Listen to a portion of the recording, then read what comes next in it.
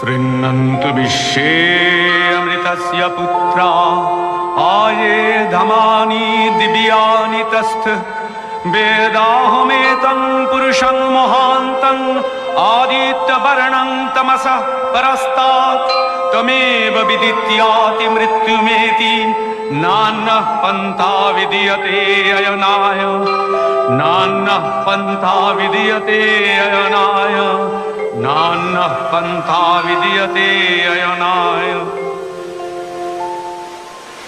আত্মবিস্মৃতি মৃত্যুরই নামান্তর। এই পবিত্র তিথিতে আত্মস্মৃতিরই প্রয়োজন।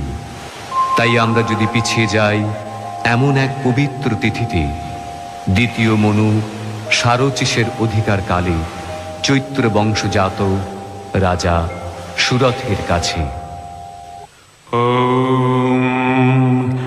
आगच्छन्तु मे पितरः इमं गृह्णन्तु अपः अंजलिं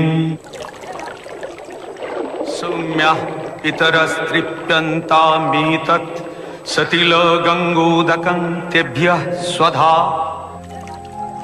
আশ্চর্য, মহাবৈশ্য সমাধি এখানে? আমি ঠিক দেখছি তো? জয় জয় মহারাজা ধীরাজ, সুরথের জয়।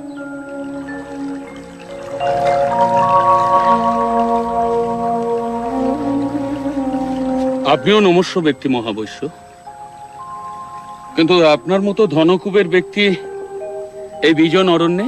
আমারও তো ঠিক একই প্রশ্ন মহারাজ। শশাগরা পৃথিবীর অধীশ্বর আপনি, আপনি এই হিংস্র পশু সংকুল অরণ্যে। মানুষের চেয়ে হিংস্র পশু আর কেউ আছে নাকি মহাবৈশ্য?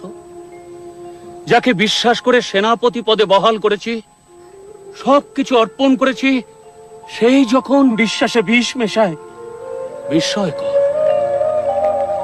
এত বড় বিপর্যয় যে আসতে পারে তা আমি ভাবতেও পারিনি। যখন জবন্নিপতিদের সঙ্গে যুদ্ধে পরাজিত হয়ে ফিরে আসি, তখন যে চরম বিপর্যয় আমার জন্য অপেক্ষা করছিল আমি তো কল্পনাও করতে পারিনি। এত বড় কৃতজ্ঞ। ছি ছি মহারাজ, কৃতজ্ঞ বলছেন কেন? সব স্বাধীনতাই তো আপনাকে দেওয়া আছে। শুধুমাত্র রাজকার্যে ও কোষাগারে হস্তক্ষেপ করবার চেষ্টা করবেন না। ও ব্যাপারে আমরা আপনাকে অব্যাহতি দিয়েছি মাত্র। প্রজারাও এতে খুশি মহারাজ, আপনি নিশ্চিন্ত থাকুন। লজ্জায়, ঘৃণায়, অপমানে আমি পালিয়ে এসেছি। আমার অবস্থাও ঠিক আপনারই মতন। আমার বিপুল অর্থ আমি লিখে দিয়েছিলাম আমার স্ত্রীর নামে, আমার পুত্রের নামে। অথচ আমার চরম বিপদের দিনে যখন আমার স্ত্রীর কাছে সে অর্থ আমি চাইতে গেলাম। অসম্ভব, অর্থের কোনো অপব্যয় হতে দেব না আমি। তোমার বিপদ তুমি বোঝো, আমার অর্থে হাত দিতে এলে রাজদারে নালিশ করব আমি। পুত্রের কাছে গেলাম, তারও সেই একই মত। তখন সংসারের প্রতি সব আকর্ষণ আমার শূন্য হয়ে গেল। তখন এই গভীর অরণ্যে একটু শান্তির খোঁজে। শান্তি পেয়েছেন?